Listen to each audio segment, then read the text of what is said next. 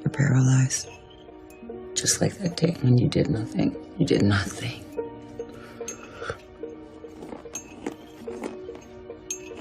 Now, sink into the floor. Wait. Sink. Sorry, what's that? You say you are free because you live in a democracy? It's just really a hard thing. It's really a hard thing. Your world just becomes fantastically complicated when you don't believe in evolution. Evolution say people came from monkeys, and the question is, why is there still monkeys? Is these the retarded monkeys? They didn't turn into people just yet. If you want to deny evolution, that's fine. But don't make your kids do it, because we need them. Wake up. To see the farm is to leave it.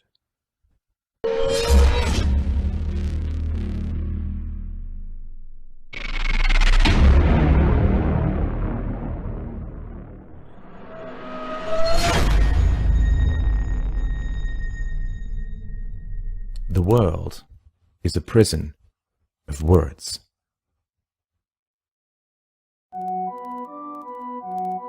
The beginning of wisdom is to call things by their proper names. Of all the tools we have invented, words are the most powerful, the most productive, and the most dangerous. Words can classify, identify, conceptualize, abstract, beautify.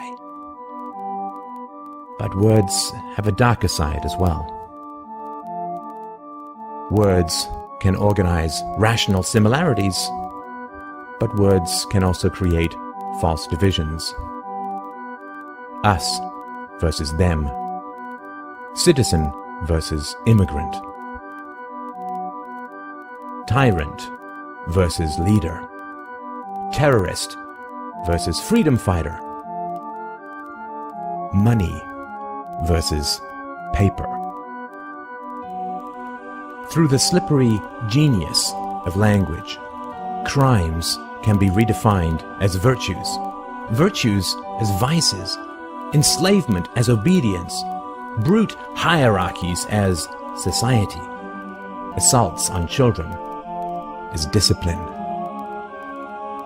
Euphemisms, misdirections, reversals, and outright lies infest our minds, bewildering, confusing, and isolating us. If we are to change the downward spiral of our world, we must escape from the fog of false words to the reality of reason and truth. Just think of the words that surround you that have no connection to anything real or tangible or true or good. You say you are an American, a Canadian, Danish, Iranian, or Australian. What is that? What is a country? A country is land, water, plains, and mountains, and something called borders that exist only in our minds, in drawings, in words. A beach is where the ocean meets the land, a real division. A country is a color on a map, an imaginary enclosure of legal containment. Countries arise when warlords run up against other warlords they cannot conquer, or when they have mostly finished killing off or enslaving the indigenous population. Countries are the chalk outlines of bodies, of ancient and modern crimes. Countries are the fences around farms, designed to keep you, the citizen, in place. When you go from one country to another, what changes? not the color of the sky, your hairdo, or the laws of physics. No. All that changes are the enforced rules called laws, and the rulers who are legally allowed to enforce them. Countries are regions where the power of particular political rulers holds sway. They are land controlled by governments. When you say, "I am an American," what you're really saying is that you are ruled by the American government.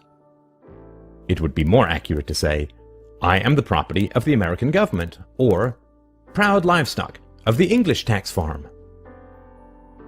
If dairy cows could talk, they would say, "I am owned by Farmer Jones," or "I am kept on the Jones farm." How is it different for you?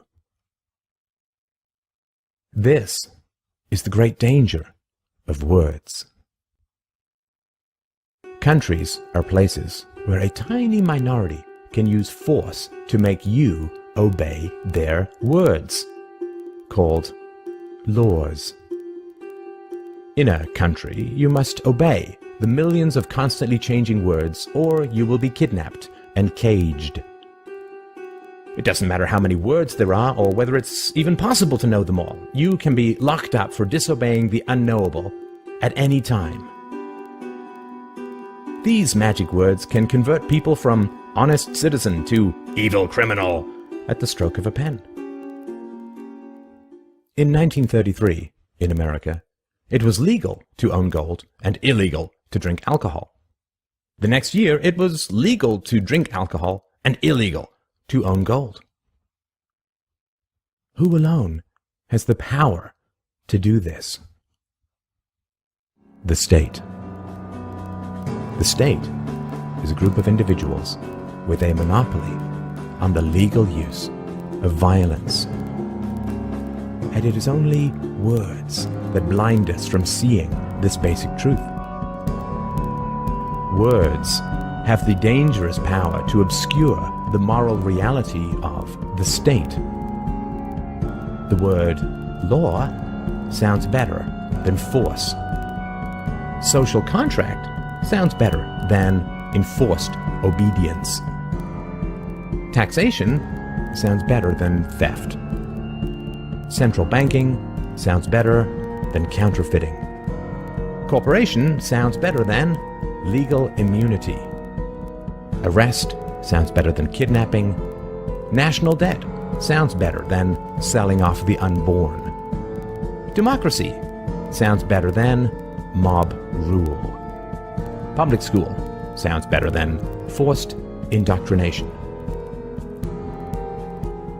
Sorry, what's that? You say you are free because you live in a democracy?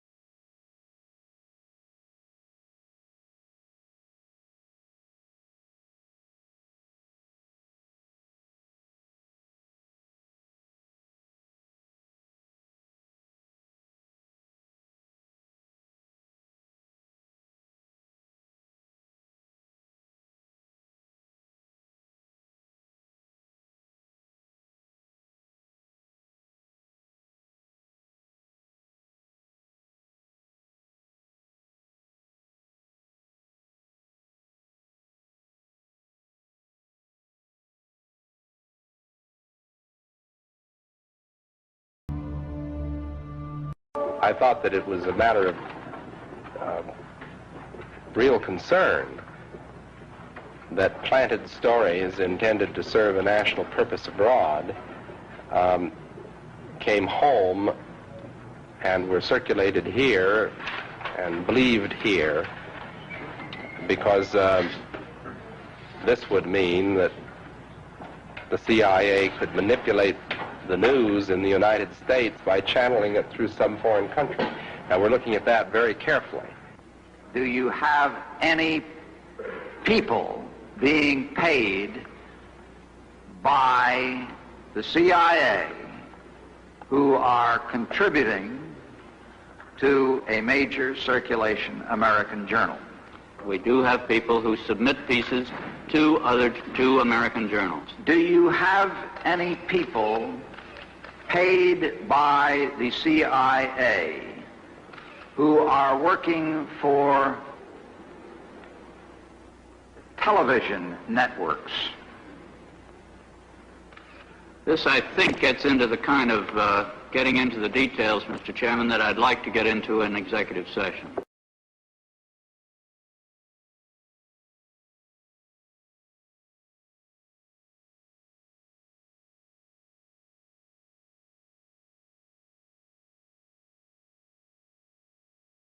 You are attacking our news organization. Can you give us a chance? Your organization You are is attacking terrible. our news organization. Your organization Can you give is us a terrible. chance Let's to go. ask a question, sir? Go ahead. Sir, can Quiet. you state? I think it was disgraceful that the intelligence agencies allowed any information that turned out to be so false and fake.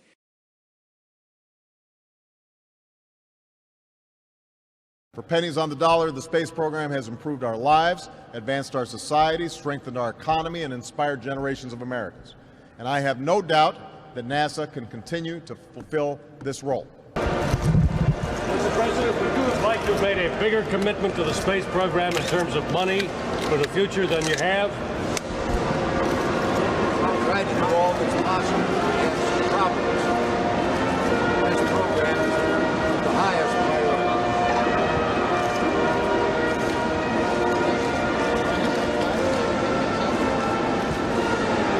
To expand human knowledge of the atmosphere and space, and to pursue the practical benefits gained from these activities in order to improve the lot of mankind. And we saluted right along with him when he planted Old Glory in the lunar soil. NASA's done so much to galvanize our spirit as a people, to reassure us of our greatness and of our potential.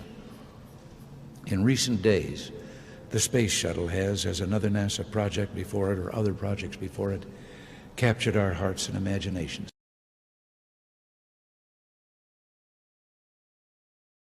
Decade for the 1990s space station freedom, our critical next step in all our space endeavors, and next for the new century, back to the moon, back to the future, and this time back to stay. And then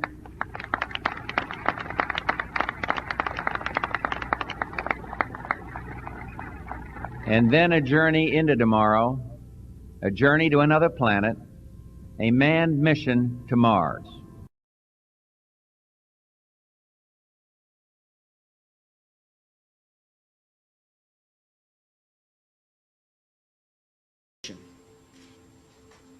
Using the Crew Exploration Vehicle, we will undertake extended human missions to the moon as early as 2015, with the goal of living and working there for increasingly extended periods of time. The time for empty talk is over. Now arrives the hour of action.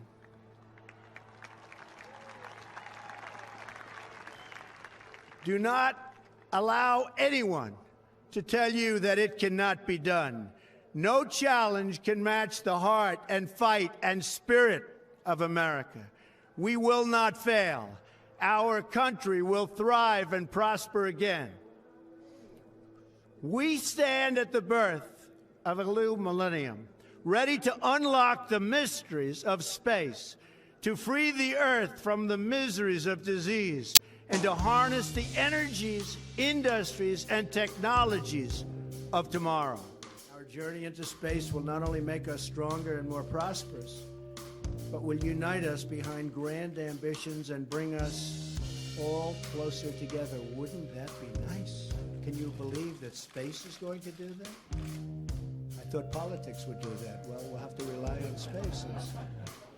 Every launch into the skies is another step forward toward a future where our differences seem small against the vast expanse of our common humanity. Sometimes you have to view things from a distance in order to see the real truth. It is America's destiny to be at the forefront of humanity's eternal quest for knowledge and to be the leader amongst nations on our adventure into the great unknown. And I could say the great and very beautiful unknown. Nothing more beautiful. With the actions we're launching today, America will think big. Once again, important words. Think big.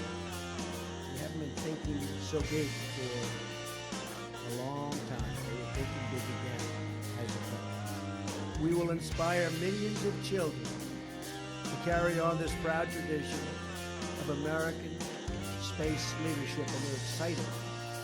And to never stop wondering, hoping, and dreaming about what lies beyond the stars. So I just want to tell you that we are now going to sign an executive order, and this is going to launch a whole new chapter for our great country. And people are very excited about it, and I'm very excited about it. Thank you all very much.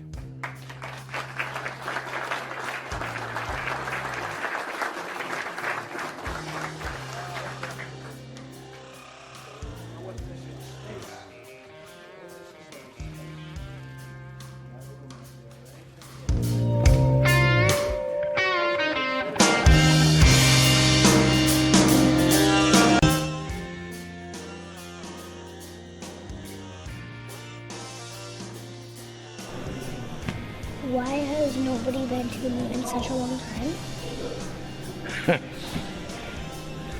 That's not an 8-year-old's question. That's my question. I want to know what I think I know. Because we didn't go there, and that's the way it happened. And if it didn't happen, it's nice to know why it didn't happen, so in the future, if we want to keep doing something, we need to know why something stopped in the past that we wanted to keep it going.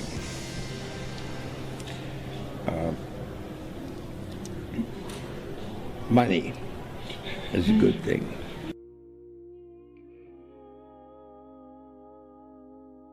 All the members of humanity. Perhaps we need some outside universal threat to make us recognize this common bound. I occasionally think how quickly our differences worldwide would vanish if we were facing an alien threat from outside this world.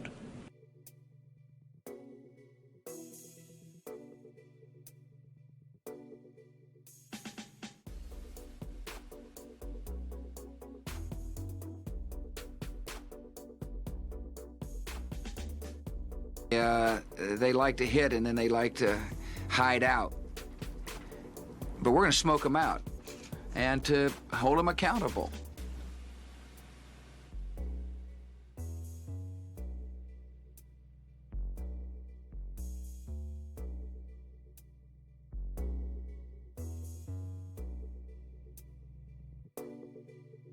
And the United States is proud to lead the coalition.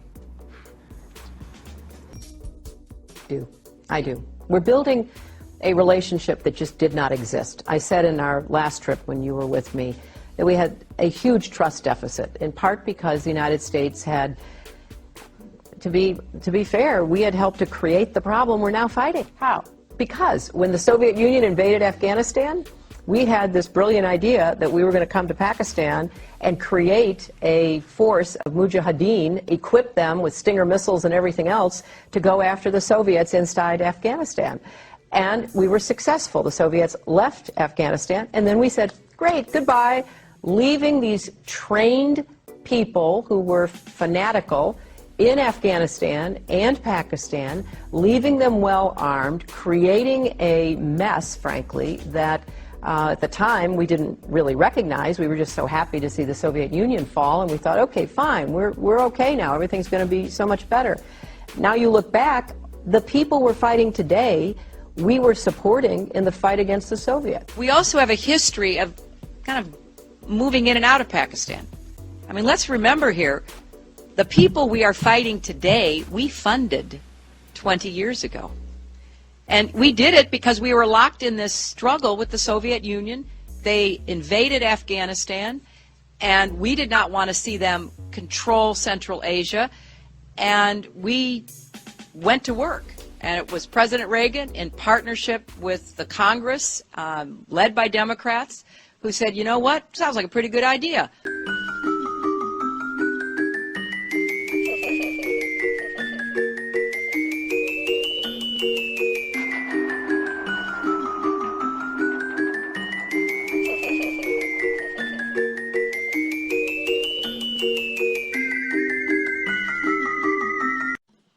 My message is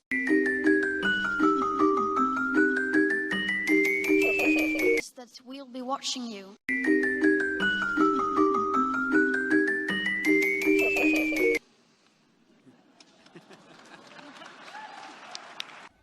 You take the blue pill, the story ends. You wake up in your bed and believe whatever you want to believe. You take the red pill, you stay in Wonderland, and I show you how deep the rabbit hole goes.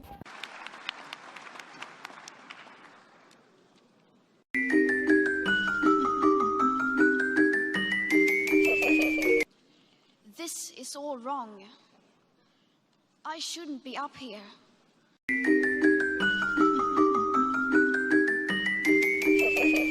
Yet you all come to us young people for hope. How dare you? Welcome to the UN. Thank you very much. How dare you? Welcome to the UN. Thank you very much. You have stolen my dreams and my childhood with your empty words. How dare you? Welcome to the UN. Thank you very much. And yet, I'm one of the lucky ones. People are suffering. People are dying. Entire ecosystems are collapsing. We are in the beginning of a mass extinction, and all you can talk about is money and fairy tales of eternal economic growth. How dare you? Welcome to the UN. Thank you very much. Then you would be evil, and that I refuse to believe.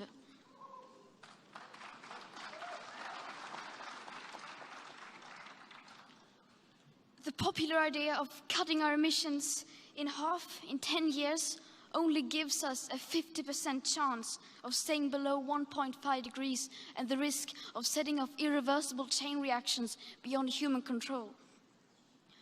50% may...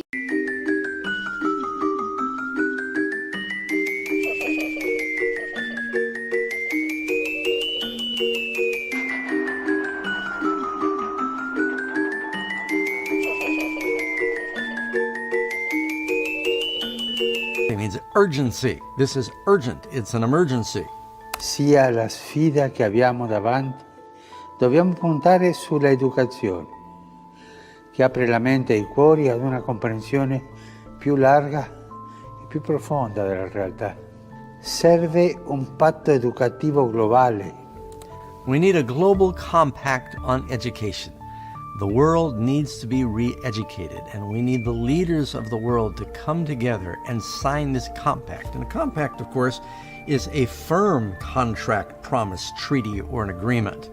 So he's calling on everybody to come together. I wonder who's going to write that out. I say facetiously, it'll probably be produced by the Vatican, and have everyone agree that we need to re-educate the world on.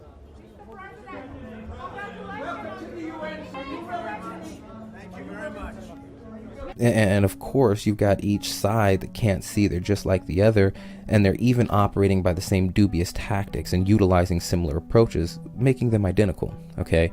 What we really need to do is look at the inordinate control and power the system is gaining and has gained over us, okay? People are losing the ability to acquire the other side of the argument, whether it's moon hoax, flat earth, 9/11 aliens, it doesn't matter what you believe. Even if you were curious about some of these things and you wanted to debunk them, you couldn't do it. The only thing you would get would be hit pieces, and you don't have any legitimate information on the other side, okay? The controllers are molding people's perceptions and limiting them to a small box. And it's like, how can you think that you have a well-informed opinion without information of the other side? And that's the point I've been driving at with this censorship push, the modern-day book burning, if you will. Because if you control the information, you get to control the perceptions and opinions of folks.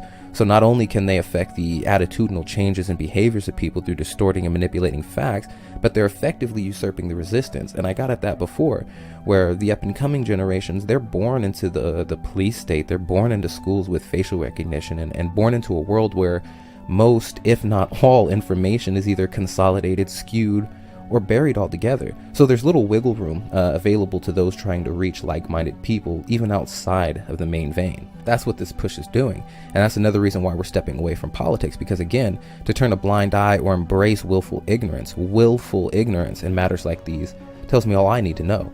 No matter the subject, if folks aren't willing to look at something dispassionately and see the facts objectively, that says the gears just aren't turning. So if we're looking for thoughtful, dispassionate discourse, the political arena is not the field for that. Because there's actually more going on in the world than we're just talking about greedy corporations, corrupt bankers, zany politicians, and wealthy families of influence on like that. There's no way, okay? There's forces beyond just humans, beyond just people. So we have to see matters beyond purely human factors and influence. Because if you don't, these subjects can begin to take on a mostly men in business suits sipping whiskey and puffing cigars in a smoke-filled room planning what's next type feel, right? And while I'm sure there's a breath of truth to that, it doesn't wholly correspond to the reality at hand. The rabbit hole is much deeper. It seems like these corrupt, morally bankrupt people have a low vibrational energetic compatibility with entities of akin qualities, okay? And these beings attach themselves to these people and become symbiotes, okay? And then these symbiotes have subtle, sometimes overt influences over their host, if you can imagine a soft possession type deal. All right, so when we elevate the corrupt, morally bankrupt people into power, we're also putting these apparently overwhelming demonic-like entities into power. So now you can sort of begin to see how we are pulling back the veil a bit on why it seems like these jokers are constantly engaging in activities to the destruction of the country and the people they claim to represent. All right, and it would seem that if there's not that symbiotic relationship I pointed out, then there's at least homage to these beings and rituals and blood sacrifice, okay? And there's hardly any bigger blood sacrifice than the often instigated and manufactured wars, or the wars that we started or got involved in based on false impetus, right? And this help alludes to the reason why we see the poisoning of our water, the genetic modification of our food, known harmful vaccine adjuvants, spraying chemicals in the air, all that stuff, okay? Because you have to ask, if they're doing this, aren't they doing this to themselves? And the answer is, on one hand, they aren't really, because they live completely different lives from us. I mean, after all, when one of the Rothschilds came to buy some yacht in Texas, he brought his own food and water with him. Okay, and that there's a battle playing out right now, both physical and spiritual, and the result of that battle is going to have devastating consequences. Look. Once in a while, I get people that really, that claim they don't believe in evolution. And my response generally is, why not? Really, why not? You guys believe 20 billion years ago there was a big bang where nothing exploded and produced everything. 4.6 billion years ago the earth cooled down, made a hard rocky crust. It rained on the rocks for millions of years, turned them into soup, and the soup came alive 3 billion years ago. Found somebody to marry, and something to eat, of course, and slowly evolved into everything we see today. There are some lies in our science books. Taught it for 15 years. Even though I'm not teaching it anymore, I still like to study. It's so many neat things to learn. We're going to cover some of that tonight. I'm not against science, I'm not against schools, I'm not against teachers, because most of them don't know what they believe. You have to tell them. They teach the kids it all started with a big bang 20 billion years ago. What exploded? This is what the textbooks teach. Before the Big Bang, there was nothing, literally nothing, an infinitesimal nugget of space. And then something happened, triggering the most colossal explosion in history. Yes, boys and girls, you see, nothing exploded, and here we are. So I asked this professor if I could ask him some questions about the Big Bang. I said, where did all this matter come from? He said, well, we don't know that for sure. I said, well, sir, would you please tell me where the laws came from? The universe is run by laws, gravity, centrifugal force, inertia. Who gave the laws? He said, we don't know that either. I said, sir, could you tell me where the energy came from? You know, it takes energy to make a Big Bang. Who bought the gas to run this machine anyway? He said, we don't know that either. I said, sir, could I ask you another question? He said, sure. What else would you like to know? Else? What do you mean else? You haven't told me nothing yet. I said, does Berkeley have a merry-go-round? You see, if a spinning object breaks apart in a frictionless environment, the fragments will all spin the same direction. The professor said, yes, I understand about the conservation of angular momentum. I said, well, good. I'd like to ask you a question then, sir. If the whole universe began as a swirling dot, like you said, why do two planets spin backwards? He said, that's interesting. I said, no, that's more than interesting. It's kind of hard on your Big Bang Theory. Not only that, 6 of the moons are spinning backwards. Why? He said, I don't know. Why do you think they're going backwards? I was hoping he was going to ask that. I said, okay, now, sir, hold it. If I told you that I believe God created the heaven and the earth like the Bible teaches, you're going to say, and where did God come from? And I don't know. But you said, well, we don't know that for sure. We don't know that either. Don't tell me my theory is religious and yours is science. Oh, no, sir, they're both religious. Evolution is a religion. You have to believe. So I asked the professor, where did the matter come from? He said, I don't know. So basically, I believe in the beginning God, and you believe in the beginning dirt. One professor was getting kind of upset about this time. He said, Mr. Hovind, there are hundreds of varieties of dogs in the world. He said, you mean to tell me that you believe all these dogs came from 2 dogs off of Noah's Ark? You expect me to believe that? I said, sir, would you look at what you're teaching your students? You're teaching your students that all the dogs in the world came from a rock. Charles Darwin was disciplined. I mean, he did these extraordinary experiments, this series of experiments.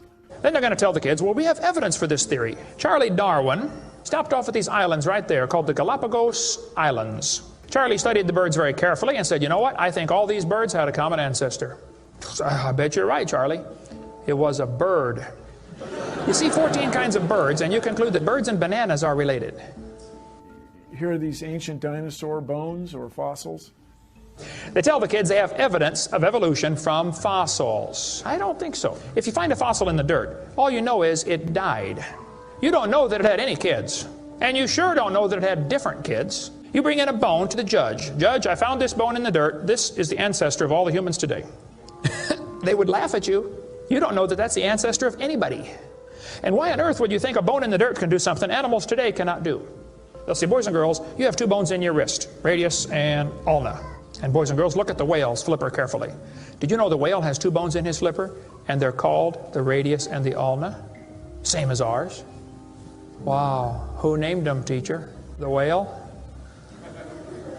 Think about it.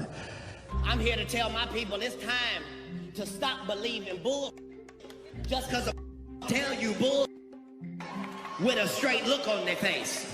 Evolution say people came from monkeys.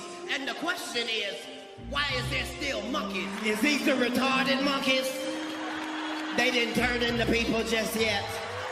Even Stephen Gould admitted the absence of fossil evidence for intermediary stages is a persistent and nagging problem for evolution.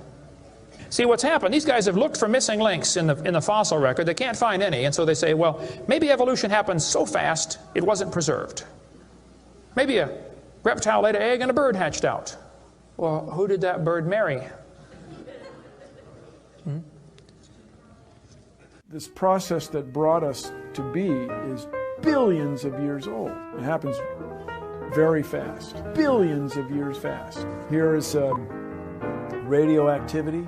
We're going to tell the kids in the late 1940s they invented carbon dating. We're going to explain a little bit about radiometric dating and how it's supposed to work, and then show you that it does not work, okay? It sounds good, but there are some assumptions that mess everything up. If we had walked into a room and found a candle burning on the table, and I asked you the question, when was it lit? You say, I don't know, Mr. Hovind, it's burning when I got here. Okay, well then let's do some empirical science. Let's measure the height of the candle. Suppose the candle is 7 inches tall. Who can tell me when it was lit? Okay, nobody. Let's do some more empirical science. Let's measure the rate of burn. Suppose we determine it's burning 1 inch an hour. When was it lit?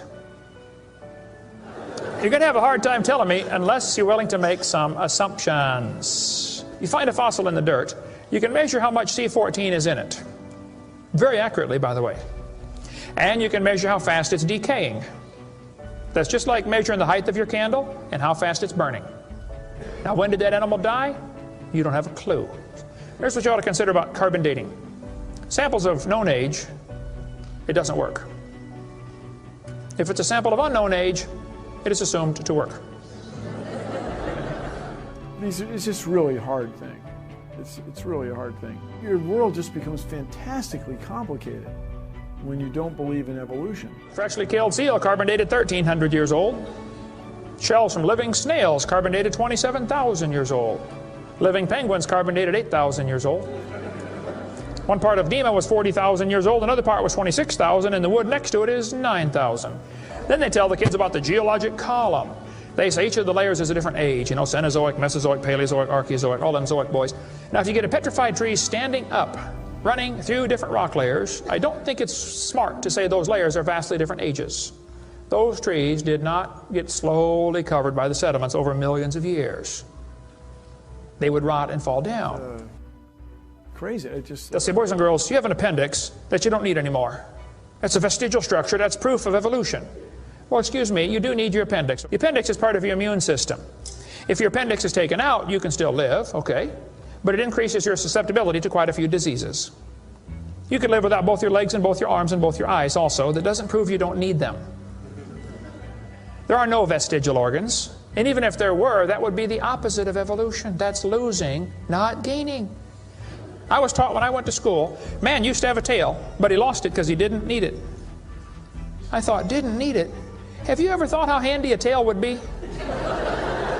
Have you ever come to the door with 2 sacks of groceries? Wouldn't that be nice, man, to be able to grab that door and walk right around and get in it? Lost it because we didn't need it.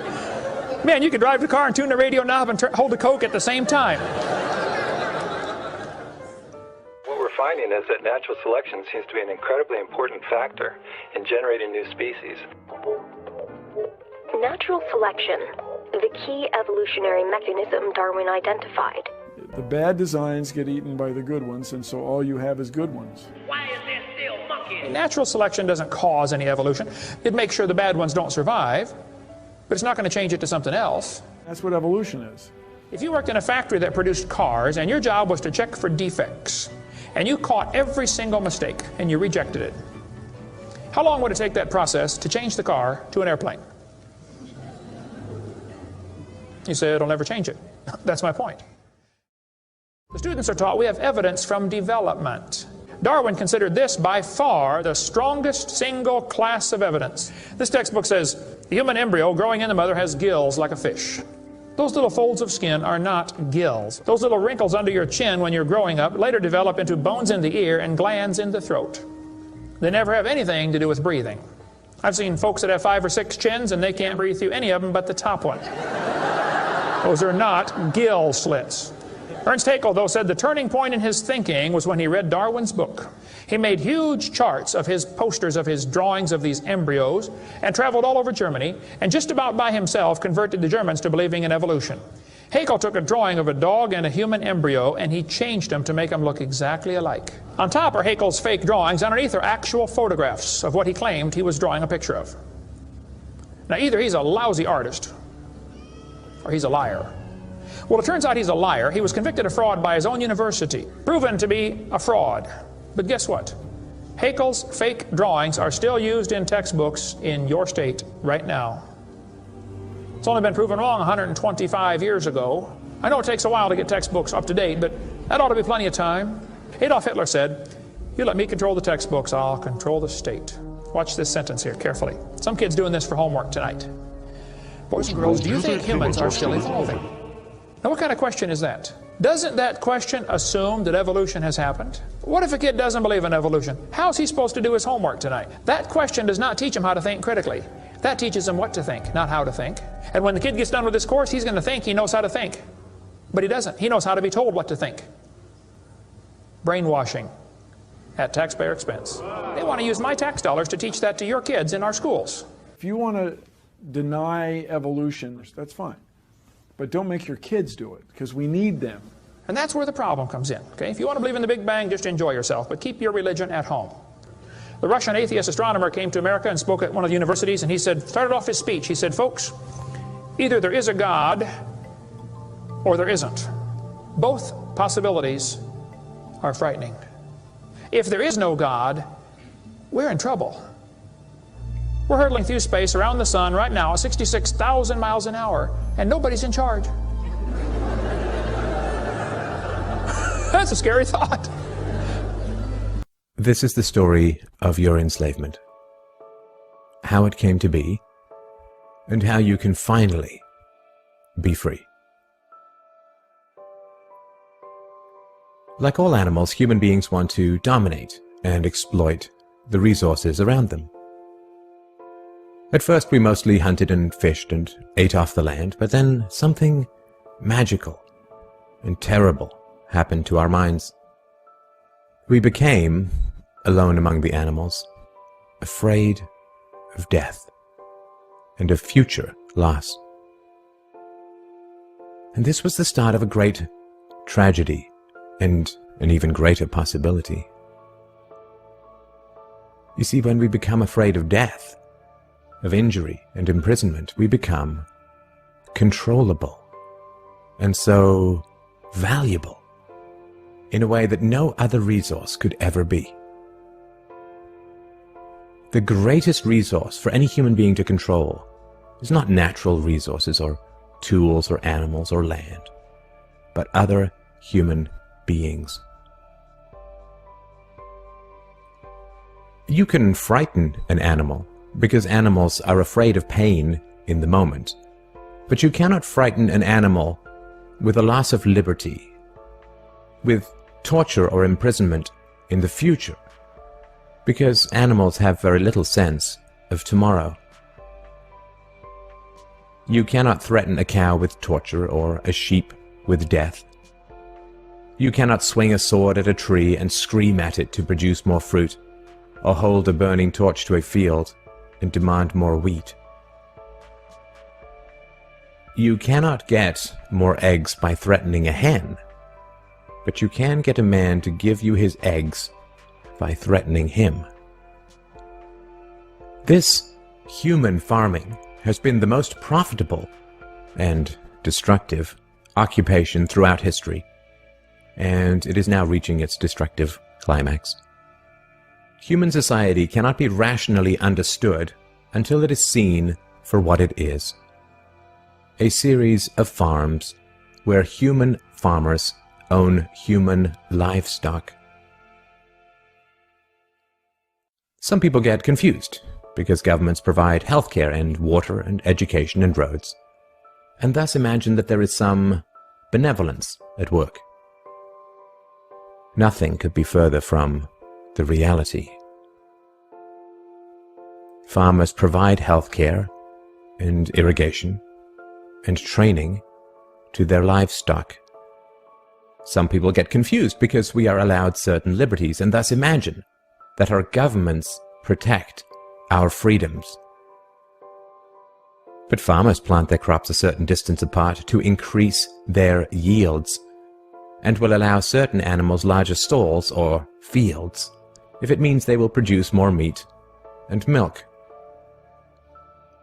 In your country, your tax farm, your farmer grants you certain freedoms, not because he cares about your liberties, but because he wants to increase his profits. Are you beginning to see the nature of the cage you were born into? There have been 4 major phases of human farming. The first phase in ancient Egypt was direct and brutal human compulsion. Human bodies were controlled, but the creative productivity of the human mind remained beyond the reach of the whip and the brand and the shackles. Slaves remained woefully underproductive and required enormous resources to control. The second phase was the Roman model, wherein slaves were granted some capacity for freedom, ingenuity, and creativity, which raised their productivity. This increased the wealth of Rome, and thus the tax income of the Roman government, and with this additional wealth Rome became an empire, destroying the economic freedoms that fed its power, and collapsed. I'm sure that this does not seem entirely unfamiliar. After the collapse of Rome, the feudal model introduced the concept of livestock ownership and taxation. Instead of being directly owned, peasants farmed land that they could retain as long as they paid off the local warlords. This model eventually broke down due to the continual subdivision of productive land and was destroyed during the enclosure movement when land was consolidated and hundreds of thousands of peasants were kicked off their ancestral lands because new farming techniques made larger farms more productive with fewer people. The increased productivity of the later Middle Ages created the excess food required for the expansion of towns and cities, which in turn gave rise to the modern democratic model of human ownership. As displaced peasants flooded into the cities, a huge stock of cheap human capital became available to the rising industrialists. And the ruling class of human farmers quickly realized that they could make more money by letting their livestock choose their own occupations. Under the democratic model, direct slave ownership has been replaced by the mafia model.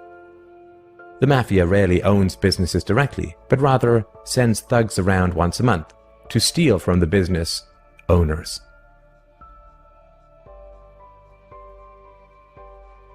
You are now allowed to choose your own occupation, which raises your productivity, and thus to your owners. The great challenge of the democratic model is that increases in wealth and freedom threaten the farmers. The ruling classes initially profit from a relatively free market in capital and labor, but as their livestock become more used to their freedoms and growing wealth, they begin to question why they need rulers at all. Well, nobody ever said that human farming was easy. Keeping the taxed livestock securely in the compounds of the ruling classes is a three-phase process. The first is to indoctrinate the young through government, quote, education. As the wealth of democratic countries grew, government schools were universally inflicted in order to control the thoughts and souls of the livestock. The second phase is to turn citizens against each other through the creation of dependent livestock. It is very difficult to rule human beings directly through force, and where it can be achieved, it remains cripplingly underproductive, as can be seen in North Korea. Human beings do not breed well or produce efficiently in direct captivity. But if human beings believe that they are free, then they will produce much more for their farmers. The best way to maintain this illusion of freedom is to put some of the livestock on the payroll of the farmer. Those cows that become dependent on the existing hierarchy will then attack any other cows who point out the violence, hypocrisy, and immorality of human ownership. Officers positioned Grant face first on the floor with one officer near his head, a second near his back, and a third officer standing nearby. There appeared to be a brief struggle. Then, a 2-year veteran BART officer stands, draws his weapon, and fires. Freedom is slavery, and slavery is freedom. If you can get the cows to attack each other whenever anybody brings up the reality of their situation, then you don't have to spend nearly as much controlling them directly. Those cows who become dependent upon the stolen largesse of the farmer will violently oppose any questioning of the virtue of human ownership. And the intellectual and artistic classes, always and forever dependent upon the farmers, will say to anyone who demands freedom from ownership, "You will harm your fellow cows." The livestock are thus kept enclosed by shifting the moral responsibility for the destructiveness of a violent system to those who demand real freedom.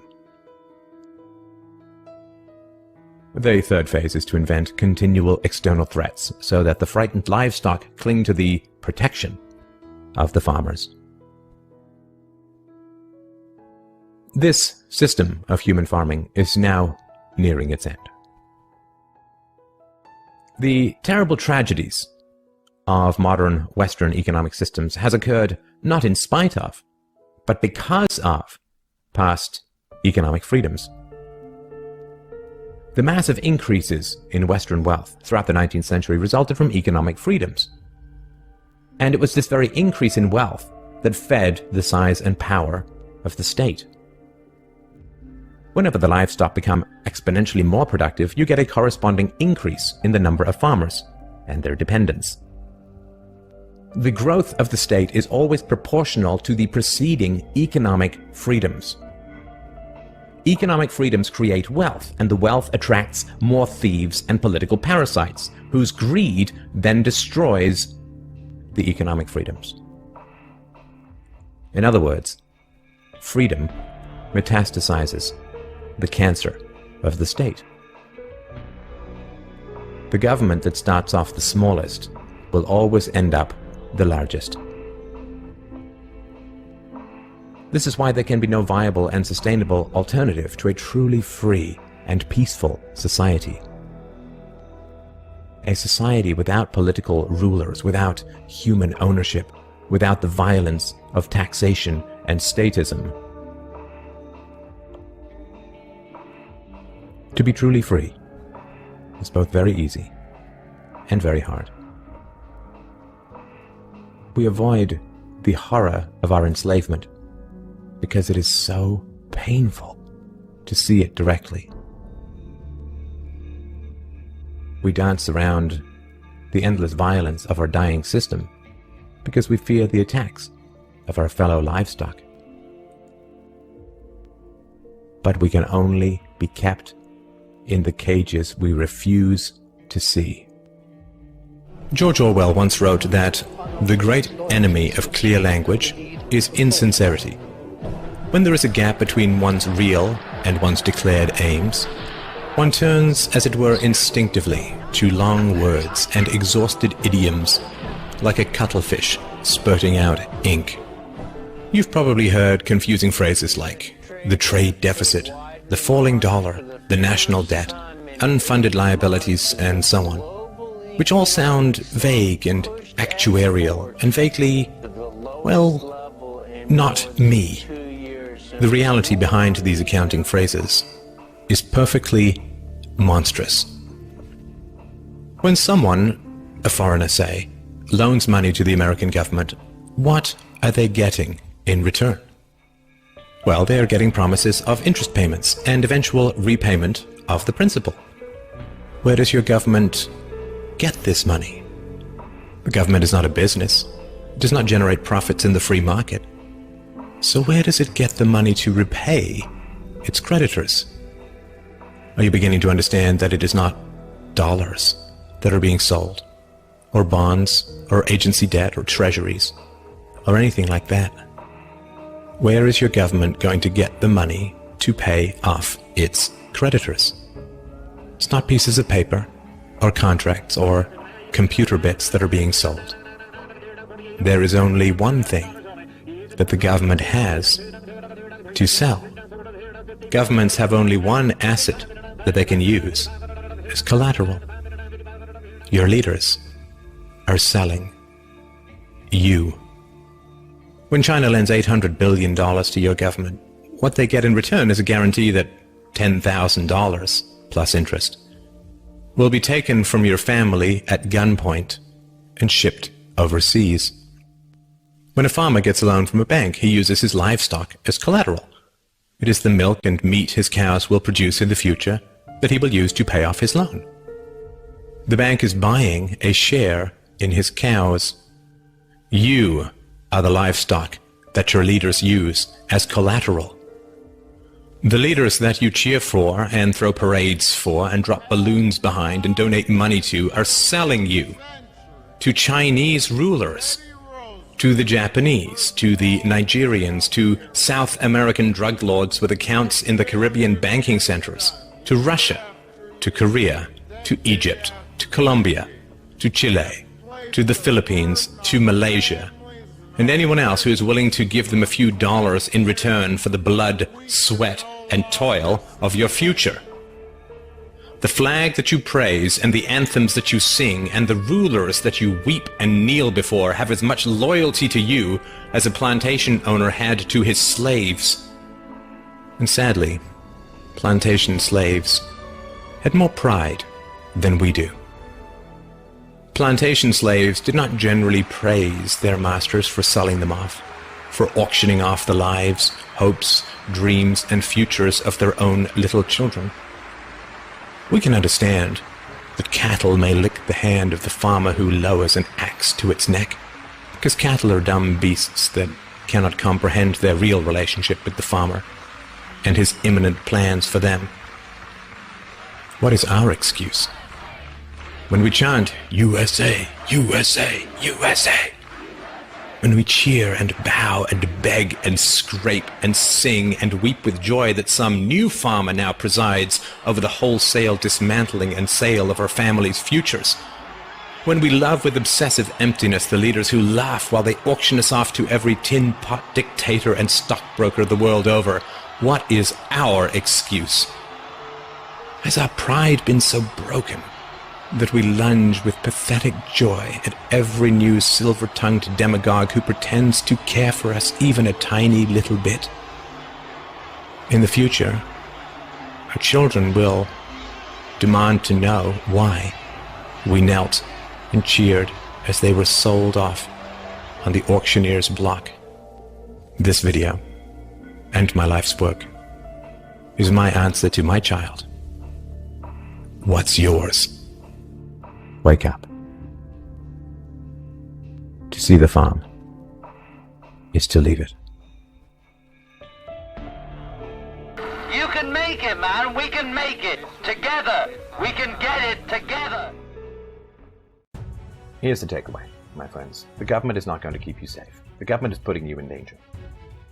The government is presiding over a collapse in school standards. The government is presiding over and paying for, in many ways, the drugging of very young children with very dangerous drugs. The government has displaced private and personal and voluntary methodologies for keeping people safe, which is keeping tabs on your neighbors, having chats, having good relationships with the police, making sure that everything is followed through. There is this kind of, throw the ball of responsibility over the fence and never follow up, because the government is now perceived to be taking care of communities. Well, the government is not taking care of communities in Sweden. The government is not taking care of communities in South Africa. The government is not taking care of communities and young women in England. The government is not taking care of you. You are, to the government, tax livestock, to be programmed, to be exploited, and to be lied to and bribed into voting for surrendering your own freedoms. Free stuff in return for freedoms, and the free stuff will pass, and the loss of freedoms will be permanent. The government is not your friend. The government is not your pal. The government is not your father. The government is not your husband. The government is not just. It is not fair. The government is force. The government is the only agency able to legally initiate the use of force against usually legally disarmed citizens. The government is coercion. The government is fire. It is a very dangerous servant and an entirely tyrannical master. And as long as the government continues to grow, your safety will continue to shrink. Wake up. To see the farm is to leave it. You can make it, man. We can make it. Together. We can get it together.